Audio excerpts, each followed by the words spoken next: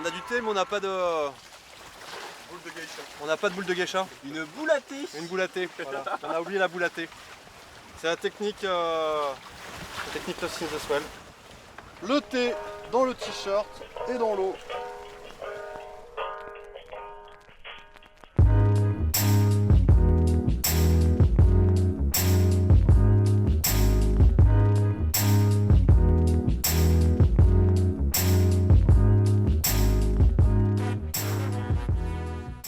Donc là on part avec Dixon, le gardien du parc naturel. On l'accompagne pour sa tournée de nuit. Et en gros il va voir s'il y a des tortues qui viennent pondre.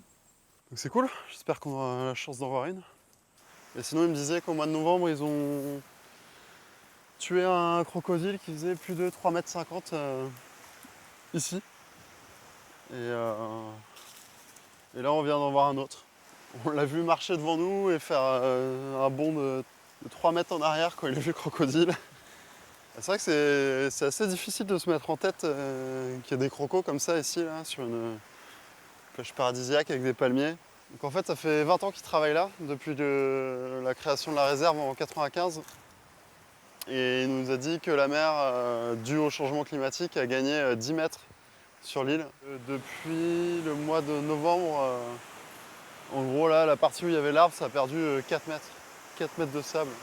Et on vient de trouver une tortue. Et on s'attendait à en voir une petite, mais elle a vraiment grosse. Oh, elle est énorme. Donc elle vient 3-4 fois dans la saison. Ils l'ont déjà baguée au mois de novembre.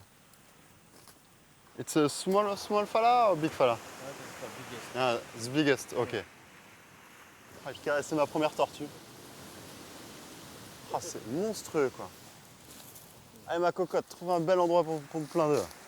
En gros, là, elle est en train de nettoyer l'endroit. Elle enlève les feuilles de palmier, tout ce qui traîne, passe au balai quoi. Et après, elle va pondre ses petits œufs et repartir.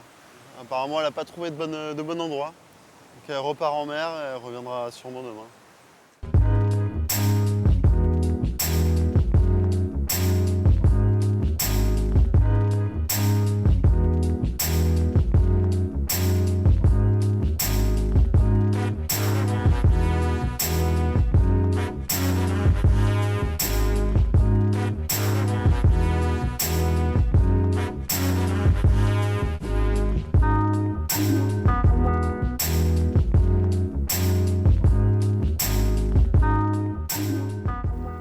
Là on retourne avec Dixon le garde pour voir 2 denys qui sont en train d'éclore, donc des nids de tortues. Ah, ça bouge. Nice. Et c'est parti, allez les filles. 200. Nono et Dixon sont en train de leur faire une belle autoroute droite vers la mer. 30 à 50 ans pour atteindre leur maturité. Après, je vais faire un virage comme ça, une grande roue, et puis un plongeoir, pour qu'elle aille plus vite au fond et qu'elle ne soit pas bouffée par les requins. 1 sur 1000 va survivre, enfin 1 sur 1000 va arriver à taille adulte. Les stats sont faibles, malgré nos efforts surhumains. L'impression de faire du Nicolas Hulot.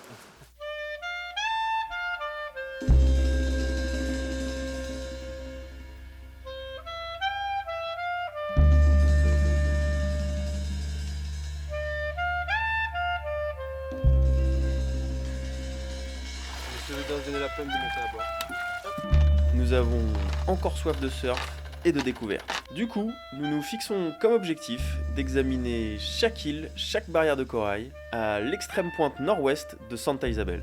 Cette portion de côte est parfaitement exposée à la houle du Pacifique, au pied d'une fosse océanique de plus de 2000 mètres de fond. Par contre, le premier village se trouve à 8 heures de navigation, le premier dispensaire à quelques jours et le premier aéroport à plus d'1 semaine. Et encore, ça c'est si le vent est avec nous.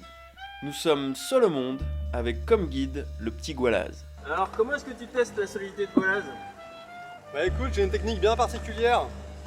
Tu vois cette noix de coco? Je vais la fracasser sur la barre de liaison pour voir si ça marche. Voilà. Donc t'es prêt? Vas-y. Test numéro 1, la noix de coco. Hop là. Voilà, regarde. Goualaise 1, coco 0. Ce soleil ardent. Oh, belle pulpe, hein. Oh, belle Oh, pulpe. ça je vais kiffer. Première qualité. Et technique très pointue parce que chacun récupère son dû. Voilà, il n'y a pas de jaloux.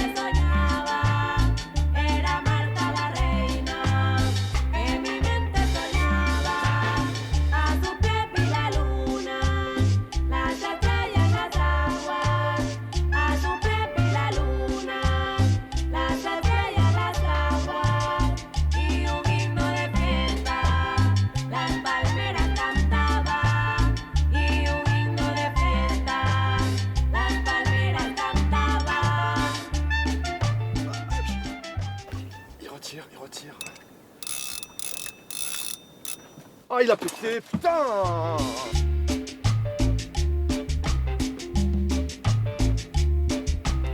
L'outil principal du bord, le doigt. Hop, et on touille. Tu vois, ça c'était un moment très intense, c'était une querelle de bord. La querelle de bord. Touche pas ma tasse! Putain, on a la même couleur, comment on fait pour dire ça? Je ne pas plus. C'est celle qui est cassée. Ça c'est la mienne. Voilà. Comment t'as réussi à la casser? Bah, c'est la faute de Wawa, forcément. Ça peut pas être de la mienne de toute façon. Querelle numéro 2 de la journée.